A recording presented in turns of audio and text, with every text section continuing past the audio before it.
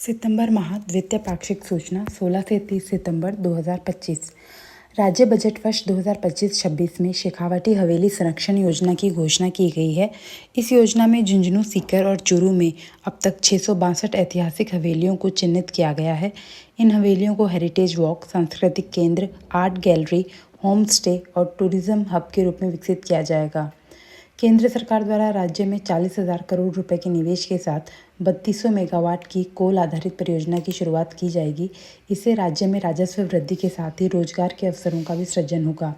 Thalassemia कुटुंब योजना राज्य सरकार द्वारा प्रारंभ इस योजना के तहत कोई भी एक संस्था एक थैलीसीमिया बच्चे के लिए वर्ष में 15 से 20 यूनिट रक्तदान की जिम्मेदारी लेगी। ज्ञातव्य है कि राजस्थान में लगभग 4,000 बच्चे थैलीसीमिया बीमारी से पीड़ित हैं। कोटा बूंदी संसदीय क्षेत्र में लोकसभा अध्यक्ष श्री ओम बिरला द्वारा नमो टॉय बैंक का शुभारंभ किया गया है।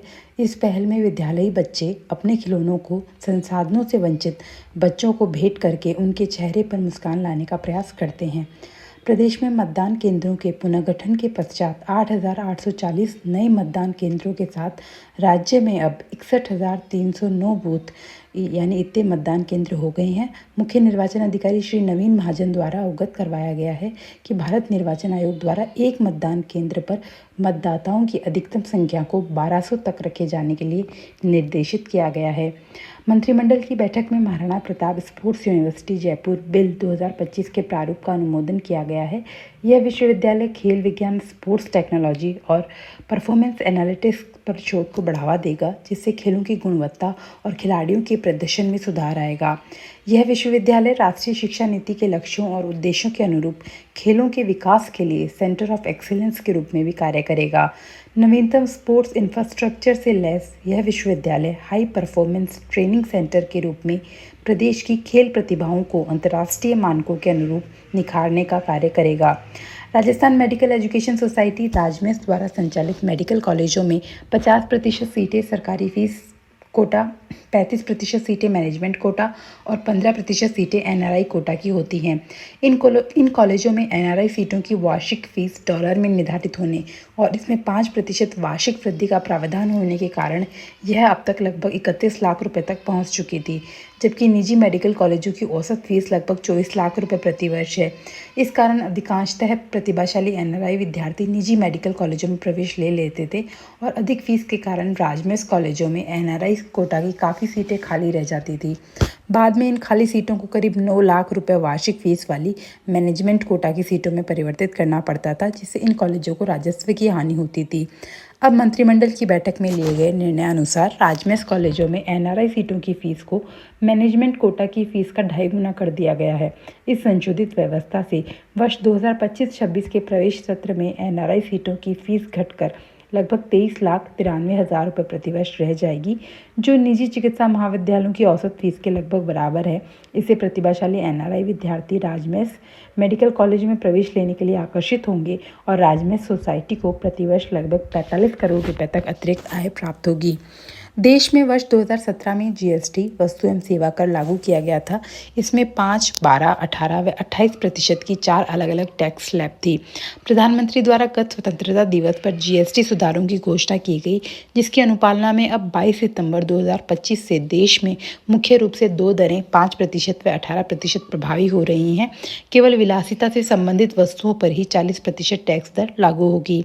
इसी क्रम में राज्य में 22 से 29 सितंबर 2025 तक जीएसटी सुधार एवं दर युक्तिकरण जन जागरूकता कार्यक्रम जीएसटी बचत उत्सव शुरू किया गया है।